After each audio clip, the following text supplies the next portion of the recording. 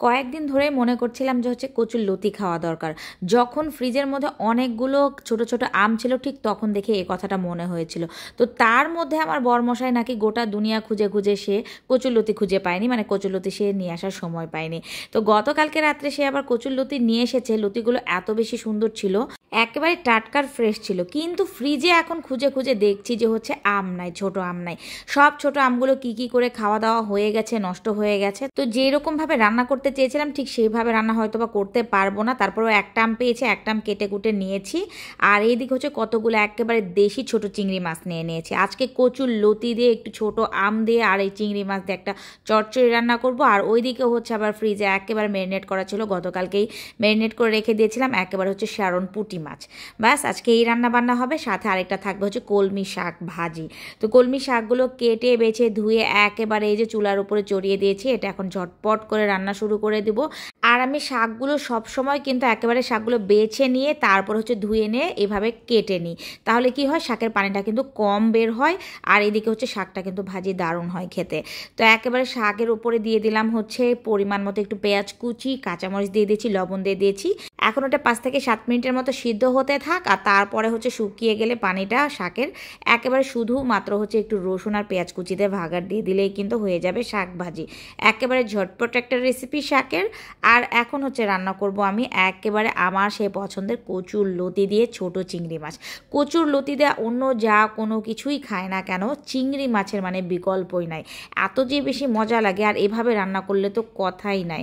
চুলার উপরে হাঁড়িটা ভালো করে গরম করে নিয়ে পেঁয়াজ আর কাঁচামরিচটা একটু মোটামুটি লাইট ব্রাউন করে ভেজে নিয়েছি। তারপর লবণ দিয়ে দিলাম। একেবারে সামান্য একটু মশলা দিব, সেটা হচ্ছে একটু রসুন বাটা আর সামান্য একটু একেবারে আদা বাটা দিয়ে দিয়েছি। ব্যাস একটু ভেজে নিলাম। ভেজে নেওয়ার পরে হচ্ছে এখন দিয়ে দিলাম হচ্ছে একবারে সেই চিংড়ি মাছগুলো। এগুলো একদম দেশি চিংড়ি মাছ। আর এই চিংড়ি মাছগুলো কিন্তু মানে রান্না করতে না করতে একদম লাল লাল হয়ে যায়। এই চিংড়ি মাছগুলো খেতে আমার অনেক বেশি মজা লাগে। আবার এই চিংড়ি মাছগুলো কিন্তু সবসময় পাওয়াও যায় না। তো যাই হোক, সেটাও এখন তেলে ভাজছি। মাছের উপর দিয়ে দিলাম হচ্ছে একটু ধনিয়া গুঁড়া, তারপরে জিরার গুঁড়া দিয়ে দিয়েছি, তারপরে হলুদের গুঁড়া আর মরিচের গুঁড়া দিয়ে দিয়েছি। ব্যাস এখন কিছুক্ষণ একটু এই চিংড়ি মাছটা ভেজে নেব। একেবারে সব মশলাতে কিছুক্ষণ ভেজে নিয়ে বলতে গেলে 2 থেকে 1 মিনিটের মতো ভেজে নিলাম। তারপর হচ্ছে এখানে দিয়ে দিলাম হচ্ছে একটু গরম পানি।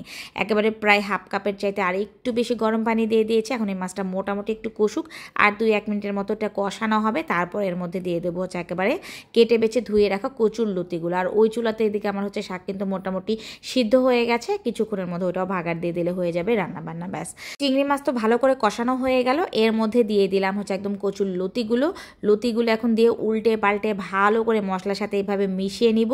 মিশিয়ে নিয়ে এখানে একেবারে আর সামান্য একটু হাফ কাপের একটু পরিমাণের কম পানি দিয়ে দিলাম।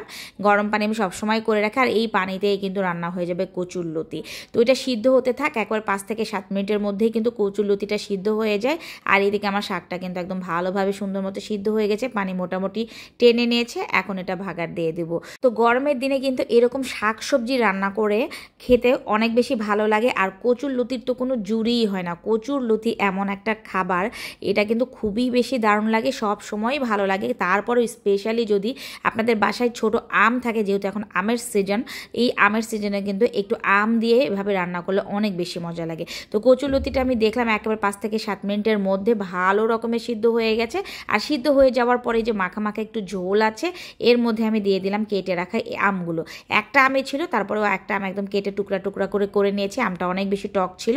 আর এখন এটা আমি দিয়ে দিলাম হচ্ছে এই লতির মধ্যে। আর এই লতির মধ্যে দিয়ে কিন্তু এটা আরও 3 থেকে 4 মিনিটের মতো একটু ধীরে রান্না করলেই হয়ে যাবে। এই আম কিন্তু সিদ্ধ হতে মোটেও সময় লাগে না। কাঁচা আম সিদ্ধ সবচাইতে দ্রুত হয়। এই যে দেখেন, আমি কিন্তু 3 থেকে 4 মিনিটের মতো এই জালটা একটু ধীরে দিয়ে রেখে দিয়েছিলাম। কচুর লতি তো আমার রান্না একদম ডান। আর এই রকম কচুর লতির তরকারি দিয়ে কিন্তু একেবারে 1 প্লেট ভাত অনায়াসে খাওয়া যায়, আর অন্য কোনো কিছু লাগে না। কচুর লতি পছন্দ করে না আমার মনে হয় এমন কেউ বর্তমানে নাই। কচুর লতিটা এত বেশি একটা জনপ্রিয় সবজি হয়ে গেছে। আর সবচাইতে বেশি মজা লাগে এইভাবে ছোট চিংড়ি মাছ দিয়ে। আর অবশ্যই কিন্তু এই সময় একটু আম দিয়ে দিবেন। এইভাবে আম দিয়ে দিলে কিন্তু এটা আরও বেশি বেশি মজা লাগে। তো আমরা রাজ্যের মানুষ কিন্তু এইভাবে হামেশাই কচুরলতি খাই। আর আমের সময় তো কোনো কথাই হবে না, এরকম আম দিয়ে, আবার কিন্তু চালতার সময় চালতা দিয়েও খাওয়া যায়। তো যাই হোক, একেবারে কচুরলতি রান্না হয়ে গেছে, ওদিকে শাকভাজি হয়ে গেছে, এখন ওদিকে ভাত চড়াই দিয়েছি, আর এখন মাছ ভাজবো, একদম গরম গরম মাছ ভাজা হবে, ওদিকে ভাতও হয়ে যাবে। এই তো আজকের আয়োজন এইরকম ছিল। এরকম আয়োজন আপনাদের কারো পছন্দ কিনা অবশ্যই কমেন্ট করে জানাবেন। আর ভিডিওটি যদি ভালো লেগে যায় তো অবশ্যই কিন্তু একটা লাইক দিয়ে দিবেন, ছোট করে কমেন্ট করে দিবেন। তো যাই হোক, মাছগুলো এখন আমি এভাবে ভেজে নেব। আর মাছগুলো কিন্তু আমি প্রায় এরকম মেরিনেট করে করে ফ্রিজে রেখে দিই, নর্মালি রেখে দিই, যদি দেখা যায় যে 1 থেকে 2 দিনের মধ্যে এটা খেয়ে ফেলবো। আর এরকম মেরিনেট করে কিন্তু ডিপ ফ্রিজেও রাখা যায়, যখন তখন ভাজার 2 ঘন্টা থেকে 1 ঘন্টা আগে বের করে নিয়ে কিন্তু এভাবে ভেজে খাওয়া যায়। তো পুঁটি মাছগুলো অনেকগুলো আমার আব্বা এবারে দিয়েছিল, আর এই মাছগুলো আমি সম্পূর্ণ এভাবে ভেজে ভেজেই খেলাম, কারণ পুঁটি মাছ কিন্তু সবচাইতে বেশি এইভাবে ক্রিস্পি করে ভাজাটাই ভালো লাগে। তো কাঁচকা মাছকে শেষ, একেবারে চুলাটাও মুছে নিলাম।